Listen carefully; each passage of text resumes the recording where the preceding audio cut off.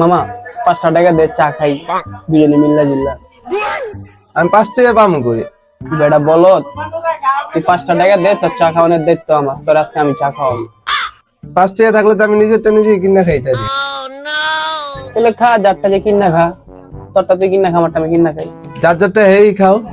চা দেন তো আমার একটা। দুটা চা দিয়েন তো।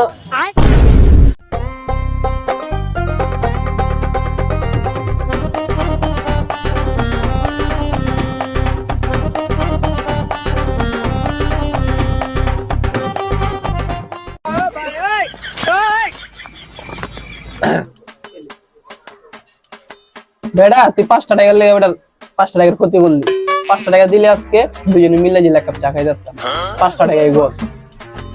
ওইসে বাদ দে, ইচ্ছা আছে আমি কতদিন 5 টাকার লেগে বেটা